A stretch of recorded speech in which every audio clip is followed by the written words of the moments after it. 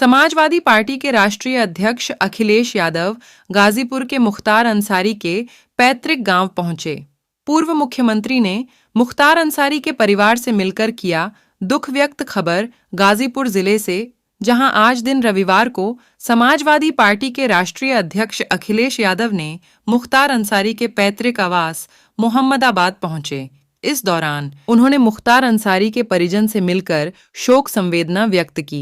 अखिलेश यादव को लेकर यह भी संभावना जताई जा रही थी कि वह मुख्तार अंसारी की कब्र पर फूल चढ़ाकर श्रद्धांजलि अर्पित कर सकते हैं, लेकिन वह कालीबाग कब्रिस्तान नहीं गए जहां मुख्तार अंसारी को दफनाया गया है। इस बीच उन्होंने मुख्तार अंसारी के कस्टोडियल डेथ को लेकर सरकार पर सवाल खड़े किए। अखिलेश ने कहा कि मुख्तार अंसारी की मौत को लेकर जो कुछ भी हुआ वह सवाल खड़े करती है। इन सवालों का जवाब सरकार के पास नहीं है। अखिलेश यादव ने वर्तमान की सरकार पर सियासी हमला बोलते हुए कहा कि सरकार भेदभावपूर्ण रवैया अपना रही है। कस्टोडियल डेथ के मामले यूपी में अन्य प्रदेशों से आगे निकलने की रेस में है। मुख्तार अंसारी को लेकर अखिलेश यादव ने कहा कि मुख्तार अंसारी लंबे समय से जेल में थे। उन्होंने खुद को जहर दिए जाने की बात कही थी, लेकिन सरकार की ओर से कोई ठोस कार्रवाई नहीं की गई। जो सरकार अपने नागरिक को सुरक्षा नहीं दे पाती हो, वह जनता की सरकार नहीं हो सकती है।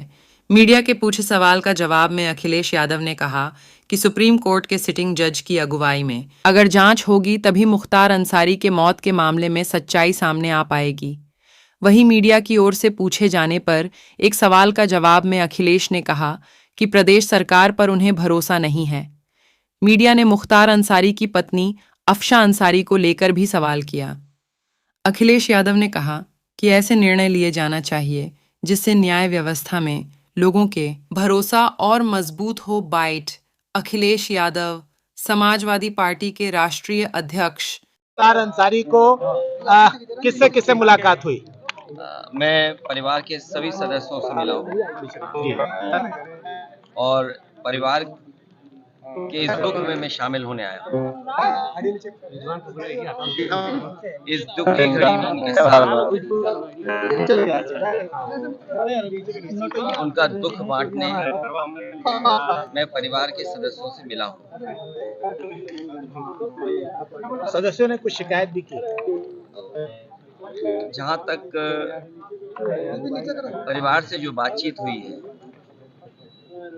वो हमारी अलग बातचीत है।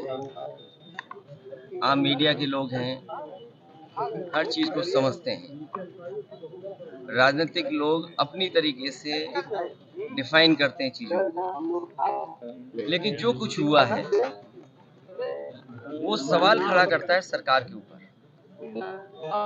जो घटना हुई जेल के अंदर, उन सवालों का जवाब सरकार के पास नहीं है। कोई आज बात मैं कह दूं, आप मेरे जितने भी भाषण हैं विधानसभा के या विधानसभा के बाहर, जब कभी प्रेस से बातचीत हुई है, उस दौरान मैंने ये कहा कि सबसे ज्यादा भेदभाव, अन्याय इस सरकार में लोगों के ऊपर हो रहा है। और कस्टोडियल डेथ में भी ये सरकार और प्रदेशों से आगे जाना चाहती है। आपको याद होगा, मैं बलिया में जब आया था, एक व्यापारी परिवार से मैं मिला था। उसकी शिकायत ये थी, पुलिस प्रशासन जानता था, सूदखोर उस पर दबाव बना रहा था। लाइव उसने अपनी जान दे दी थी, लाइव जान दी थी। उसके बाद एक और परिवार से मैं मिला था, चौकी के पास उस छात्र नेता को दौड़ा दौड़ा करके मार दिया था। जेल में घटना होना, थाने में घटना होना, मुख्यमंत्री आवास के सामने न्याय के लिए आत्मदाह कर लेना, तहसील के आगे जाकर के लोगों का या किसी को न्याय नहीं मिला, उसने आत्मदाह किया है। जाने गई हैं और इस सरकार को कोई परवाह नहीं है। जहां तक इस घटना का सवाल है, कितने वर्षों से सजा खुद पाया, और जिस व्यक्ति ने खुद कहा हो कि मेरी जान ले ली जाएगी, जहर दिया जा रहा है, उसके बाद सरकार ने क्या किया? और ये पहली घटना नहीं है ऐसी। इससे पहले भी पूर्व में जिन जिन लोगों ने कहा कि मुझे खतरा है जान का, मुझे सुरक्षा दे। सरकार का